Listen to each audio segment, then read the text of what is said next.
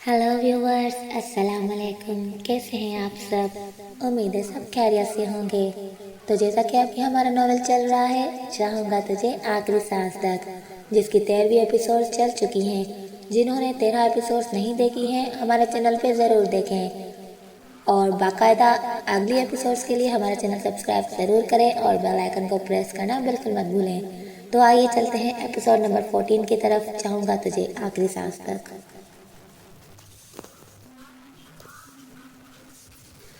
निशा बेगम घर में दाखिल हुई तो पूरे घर में मुकम्मल सन्नाटा था। लाउंज में टूटे हुए बर्तनों के साथ खाने पीने की अशिया भी बिखरी पड़ी थी। उन्हें कुछ गलत होने का एहसास हुआ। उस जाहिल हिबा ने ही कोई तमाशा किया होगा अलीजा के फ्रेंड्स के सामने, तो उसी वजह से मेरी बेटी को गुस्सा आ गया होगा। वो ज़ेरे लब बड़बड़ाती हुई आगे बढ़ी तो उन्हें रिदा हाथ में 2 चाय के कप लिए किचन से आते हुए दिखाई दी। सलाम पुप्पो, कैसी हैं आप? रिदा ने उन्हें देखकर सलाम किया। वालेकुम सलाम, ठीक हो? तुम कब आई? निशा बेगम ने दबे अंदाज में मुंह का रवैया बिगाड़ कर पूछा। और उससे जान छुड़ानी चाहिए और वो उसे खास पसंद नहीं करती थी। वो मुंह फट थी, मुंह पे ही सुना देती थी। इस वजह से वो उसके मुंह लगना नहीं चाहती थी। अभी आई हूँ जब आपकी बेटी रानी के ड्रामे लगाया हुआ था। वैसे आप देख लें उसे जाकर, आज पहली दफा भाई का काफी भारी हाथ पड़ा है उसे। रिदा उनकी तरफ दिल जलाने वाली मुस्कुराहट उछालकर बगैर उनका जवाब सुने आगे बढ़ गई। वो लाउंज में दाखिल हुई तो वहाँ कोई भी नहीं था। शायद हमजा चले गए। उस अलीजा ने भी ड्रामे करने होते हैं। आज कितने दिनों बाद देखा था। वो मुंह बसोर कर खुद से बातें करती हुई अपने रूम की तरफ बढ़ गई। निशा बेगम तेजी से अलीजा के रूम में दाखिल हुई तो उसकी उजड़ी हालत देखकर उनके दिल में कुछ हुआ। अलीजा के रूम की हालत बदतर हो चुकी थी। तकिए बेडशीट दरवाजे के पास पड़े हुए थे। ड्रेसिंग टेबल पर सबसे सामान जमीन बोझ हो चुका था। वो बेड पर ऊंधे मुंह लेटी रोने में मसरूफ थी। निशा बेगम जल्दी से उसकी तरफ बढ़ी। क्या हुआ मेरी जान, ये क्या हालत बना रखी है? क्यों रो रही हो अलीजा, बताओ मुझे। वो उसके सराहने बैठकर अलीजा के बाल पीछे करते हुए प्यार से पूछने लगी। दाशविन ने मारा है मुझे, उस चाहल गवार की वजह से। उसने हाथ उठाया मुझ पर सबके सामने, मुझे बेइज्जत करके उसका दिल नहीं भरा तो उसने मेरे फ्रेंड्स को भी बेइज्जत करके निकाला घर से। आप तो घर पर टिकती नहीं है, आपको कैसे पता चलेगा कुछ? आपको तो सहेलियों से ही फुर्सत नहीं मिलती। अलीजा माँ का लम्स महसूस करके झटके से उठी। उन्हें सारी बात बताते हुए वो फट पड़ी। उसकी हिम्मत कैसे हुई तुम पर हाथ उठाने की? तुम मेरी इकलौती औलाद हो, मेरी लाडों से पली बेटी पर हाथ कैसे उठाया उसने? अभी मैं उसका दिमाग टिकाने लगाती हूँ। अलीजा की बात सुनकर वो गुस्से से खोलती हुई उठी और कमरे से बाहर निकल गई। दाशविन फ्रेश होकर वॉशरूम से बाहर आया तो रूम में हिबा की भारी सांसों की आवाज सुनाई दे रही थी, जिसका मतलब था वो सो चुकी है। दाशविन ने टॉवल सोफे पर उछाला और हिबा के पास बैठकर उसके बालों की लट्टी को जो चेहरे पर आई हुई थी पीछे करने लगा। आई एम सॉरी मेरी डॉल, मेरी वजह से आज इतनी तकलीफ से गुजरना पड़ा, लेकिन अब ऐसा कुछ नहीं होगा, उसने सरगोशी के अंदाज में कहते हुए हिबा के माथे पर होंठ रख दिए। वो उसे देखने में मसरूफ था जब नीचे से निशा बेगम की ऊंची आवाजें आने लगी। उसकी पेशानी पर अंगृत बल आए। वो हिबा पे ब्लैंकेट उछल के तेजी से दरवाजा बंद करके नीचे आया। क्या हुआ है, शोर क्यों कर रही हैं आप? दाशविन ने सीढ़ियों से उतरते गुस्से से निशा बेगम से पूछा। मैं बताऊं कि क्या हुआ है, जैसे तुम्हें कुछ पता ही नहीं। उनका चेहरा गुस्से से फूला हुआ था। वो काफी तेज आवाज में बोल रही थी। आहिस्ता बोलें आप, मेरी बीवी अभी सोई है, मैं नहीं चाहता उसकी नींद खराब हो। पहले ही आप और आपकी बेटी ने उसे बहुत तकलीफ दी हुई है। दाशविन उन्हें झड़क कर लाउंज में 3 सीटर सोफे पर बैठ गया और लापरवाही रिमोट उठाकर चैनल बदलने लगा। उनकी आवाजें सुनकर रिदा भी रूम से बाहर आ गई। तुम उसी कल की आई हुई गांव की जाहिल लड़की की वजह से मुझे जवाब दे रहे हो? मेरी बेटी पर हाथ कैसे उठाया तुमने? उसकी इग्नोर करने पर वो सरता पाँव खोल गई। जबान संभाल के बात करें आप पुप्पो, मेरी बीवी के बारे में कुछ भी बकवास करने का हक नहीं है आपको, ना ही आपको मैंने दिया है। और रही बात आपकी बेटी पर हाथ उठाने की, तो वो ये डिजर्व करती थी। मैंने बस उसकी गलती सी और उसकी उसकी गलती की छोटी सी सजा उसे दे दी है। ताशविन उनकी बात सुनकर झटके से सोफे से उठा और निशा बेगम की आंखों में देखते हुए गराया। एक पल के लिए निशा बेगम भी उसकी आंखों में वहशत देखकर खौफजदा होकर पीछे हुई, लेकिन फिर संभल कर बोली, ऐसी क्या गलती हो गई थी उससे जो तुमने उस पर हाथ उठाया? निशा बेगम का लहजा अब काफी हद तक नरम पड़ चुका था। आपकी बेटी ने मेरी मासूम बीवी से अपने काम करवाए, एक गलती। उसने मेरी बीवी को गिराया, दूसरी गलती।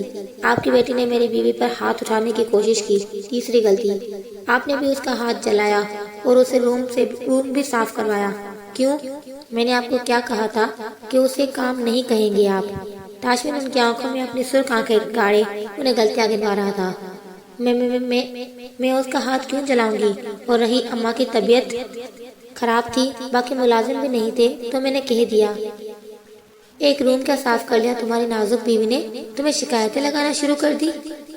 उसकी बातें सुनकर एक पल के लिए वो चुप हो गई, क्योंकि वो सोच रही थी कि हिबा ताशविन के सामने मुंह नहीं खोलेगी, लेकिन उसने सब कुछ बता दिया। ताशविन को वो दांत पीस कर रह गई। भी अम्मा नहीं थी तो आप अपनी लाडली कमरा साफ करवाती ना। हिबा को क्यों कहा आपने? किसकी इजाजत से उससे काम करवाया आपने? और हिबा को घर से निकालने की धमकी क्यों दे रही थी आप? शायद आप भूल नहीं है, आप लोगों पर एहसान करके मैंने यहाँ अपने घर में जगह दी है आपको। जरूरतें पूरी कर रहा हूँ आप लोगों की। आपकी बेटी को तो मैं घर से बाहर निकलने लगा था, लेकिन उस हिबा ने एहसान करके आप लोगों की सिफारिश करके मुझे रोक दिया।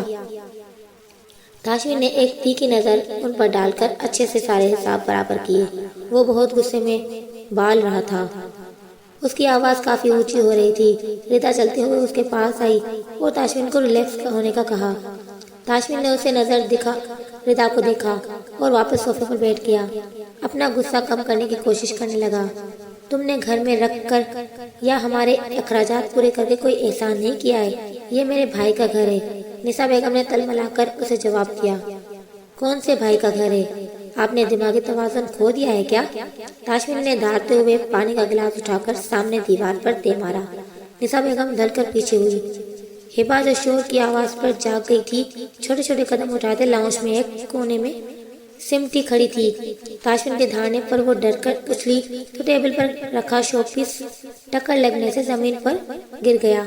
लाउंज में मौजूद तीनों नौसद बेक वक्त पीछे मुड़े। ताशविन ने एक नजर हिबा को देखा और गुस्से से भरी नजर निशा बेगम पर डाली। रिदा भाभी को रूम में लेकर जाओ और उसी के साथ रहना रात को। ताशविन ने अपने चेहरे के तासरात को नॉर्मल करते हुए कहा, तो रिदा हिबा को लेकर रूम में चली गई। आपके कौन से भाई का घर है ये, जरा बताना पसंद करेंगी? उसने एक तंजिया नजर उन पर डालकर पूछा। एक बात आप अपने दिमाग में फीड कर लें डियर पुप्पो, ये घर सिर्फ मेरा है, मेरी बेटी का है और अब मेरी वाइफ का है। आइंदा मैं कभी आपके मुंह से आपके किसी भाई का जिक्र ना सुनूं। ताशविन ने उंगली उठाकर उन्हें वार्न किया। मैंने अपने दिन रात की मेहनतों से ये बंगलो बनाया है। आपके भाई का कोई हिस्सा नहीं है यहाँ, और अपनी बहन और बीवी के अखराजात उठाना मुझ पर फर्ज है। आप लोगों पर जो मैं खर्च कर रहा हूँ या घर में रखा हुआ है, तो ये मेरा आप पर एहसान है।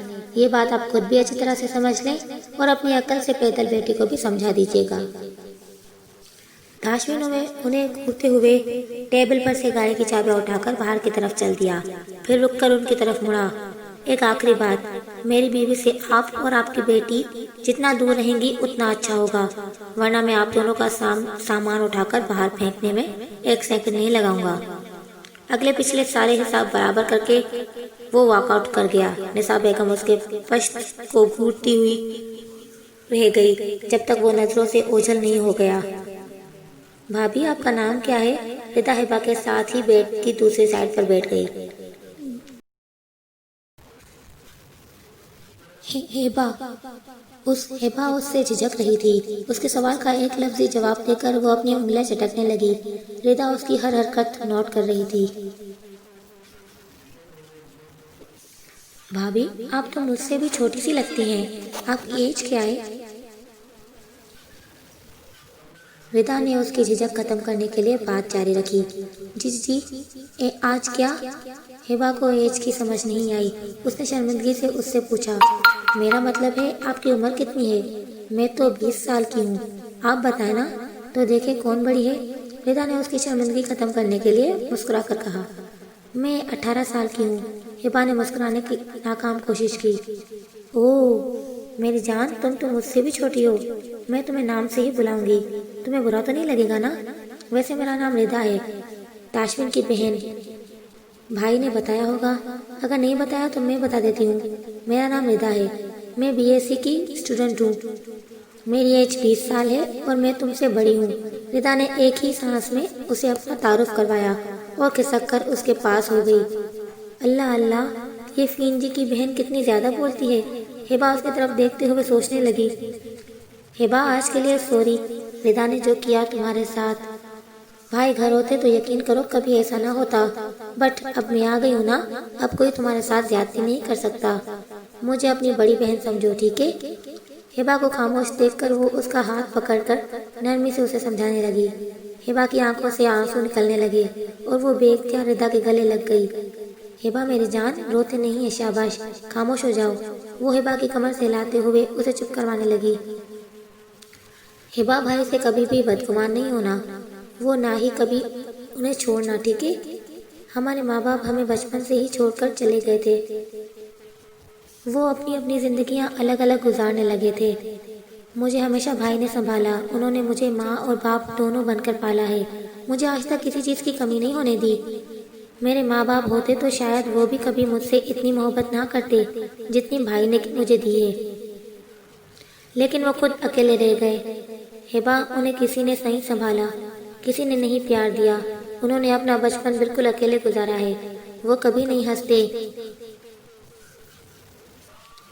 इवन वो कभी मुस्कुराते भी नहीं हैं। बस कभी कभार मूड हो जाए तो मुस्कुरा लें।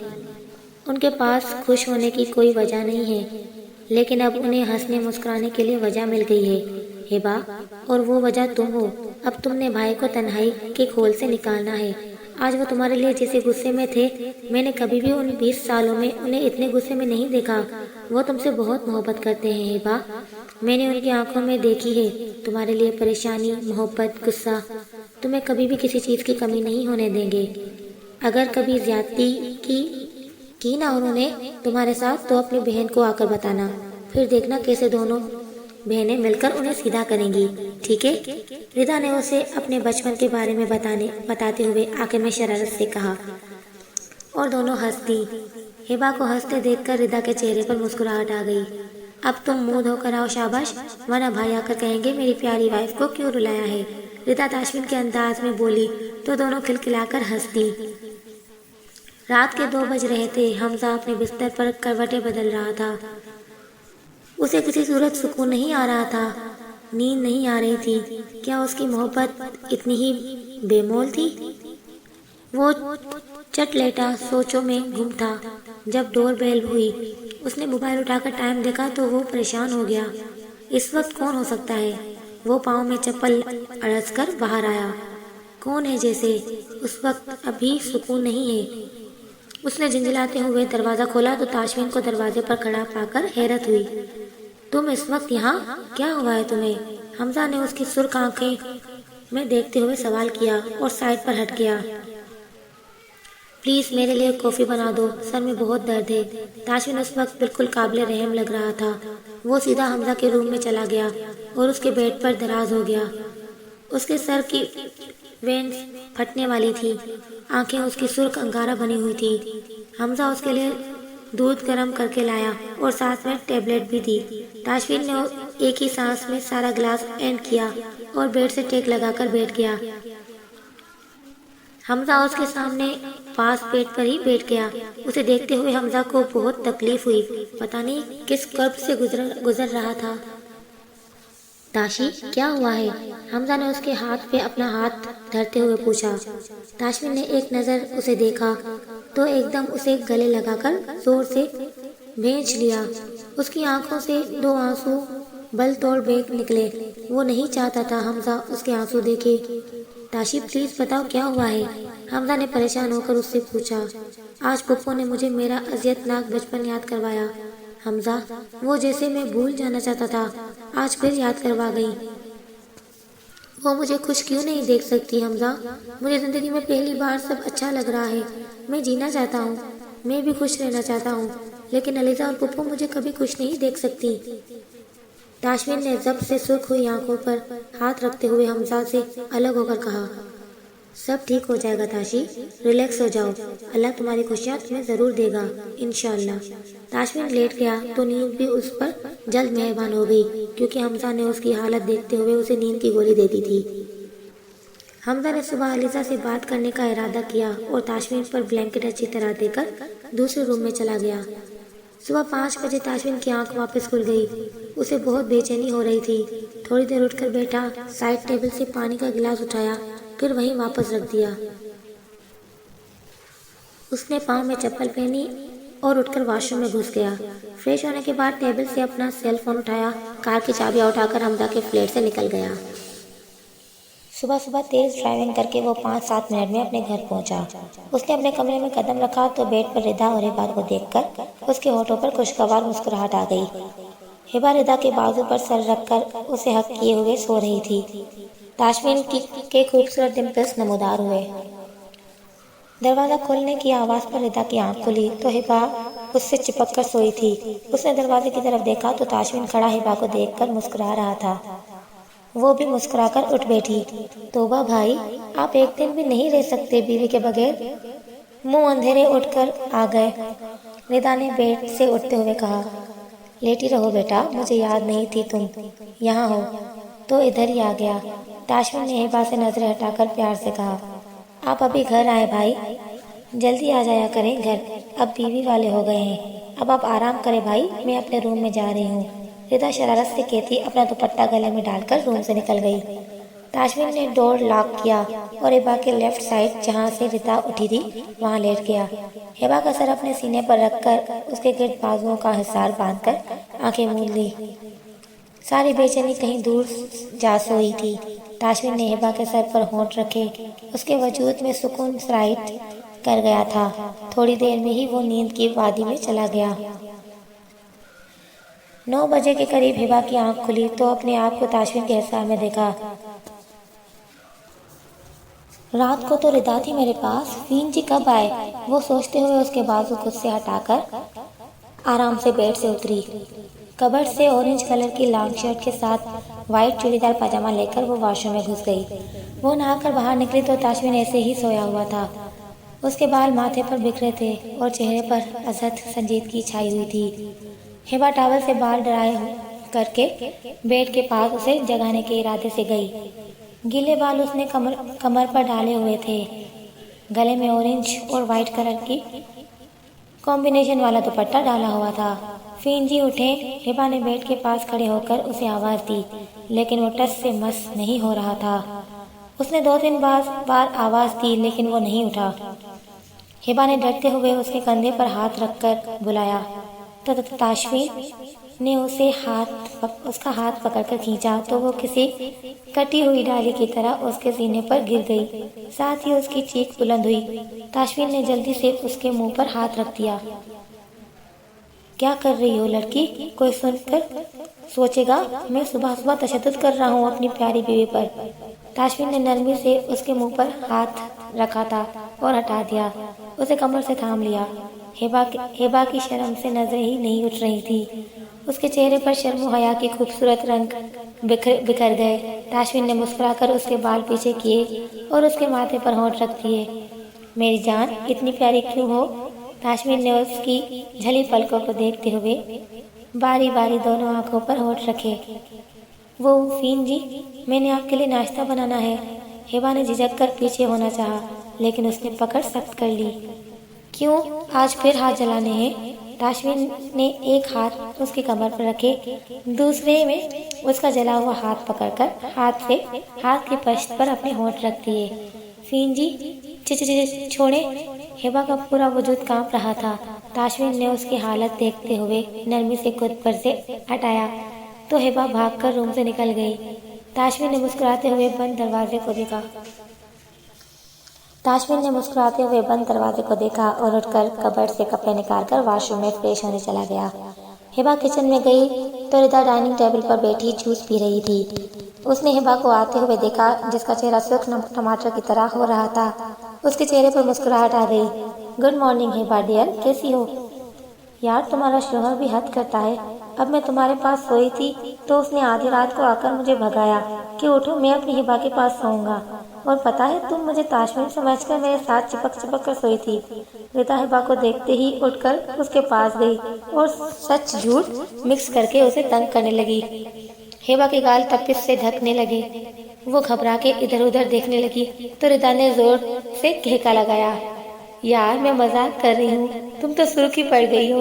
रिदा रिदा ने उसकी एक गाल खींचकर दूसरी पर किस दी तो वो खुद में सिमट गई। अल्लाह अल्लाह, ये दोनों बहन भाई कितने बेशर्म हैं, हिबा सोचते हुए मुंह बसोरने लगी। आप और फिंजी दोनों ऐसे करके मुझे तंग करते हो, हिबा ने नजरें झुकाकर उसे कहा और गाल पर हाथ रख दिया। रिदा का एक बार फिर फ्लक शगाफ कहका गूंजा। अल्लाह जी, कितनी क्यूट हो हिबा, एक और किस करूं? रिदा ने शरारत से पूछा तो वो जल्दी से पीछे हटी। नहीं नहीं, हिबा ने जल्दी से नफी में से हिलाया, मुबादा वो दे ही ना दे। ताशमीन ऑफिस ड्रेस में हाथ में बैग पकड़े ड्रेस डैशिंग सा डाइनिंग हॉल में आया तो रिदा को हंसते हुए देखा, जबकि हिबा उसे शर्मा रही थी। क्या हुआ आज मेरी जान, सुबह सुबह इतना क्यों हंस रही है? ताशमीन ने मुस्कुराकर दोनों को देखते हुए कहा। मैं कब हंसी फिंजी? उसके जान कहने पर हिबा ने सोचा उसे हंसने की वजह पूछ रहा है तो वो जल्दी से बोली। रिता फिर हंस दी। भाई, अब आपकी एक और जान का इजाफा हो चुका है, अब नाम लेकर पुकारा करें, हिबा जान, रिदा जान। ऐसे आप बुलाते तो कंफ्यूजन हो जाती है ना, रिदा माने कीजी से कहती मुस्कुराई। वो दोनों बहन भाई डाइनिंग टेबल पर बैठ गए। हिबा ताशमीन के पास खड़ी थी। ताशमीन ने उसका हाथ पकड़कर उसकी सीट पर बिठा दिया। हिबा चुप करके उन दोनों की बातें सुन रही थी। भाई, वैसे आपकी वाइफ तो बहुत क्यूट है, मैंने उसके गाल पर। फिंजी, आप जा रहे हैं ऑफिस, वापस किस वक्त आएंगे? हिबा ने रिदा की बात आधे से काटकर जल्दी जल्दी बोली तो ताशमीन ने उसका इस तरह से बात काटने पर मुस्कुरा दिया। उसे अब समझ आया कि वो रिदा से शर्मा क्यों रही थी। हाँ मेरी जान, मैं ऑफिस जा रहा हूँ, जल्दी आ जाऊंगा, तुम टेंशन न लो, आज रिदा तुम्हारे पास होगी तुम्हारा ख्याल रखने के लिए, ताशमीन ने उसे देखते हुए जवाब दिया। तो व्यूवर्स, चाहूँगा तुझे आखिरी सांस तक नॉवेल आपको कैसा लग रहा है कमेंट सेशन में हमें ज़रूर बताइएगा। और नेक्स्ट एपिसोड के लिए नेक्स्ट लिख के कमेंट ज़रूर कीजिएगा ताकि मुझे पता तो चले कि आपको नेक्स्ट एपिसोड का इंतज़ार है भी या नहीं, तो उस हिसाब से मैं एपिसोड जल्दी अपलोड कर दूँगी।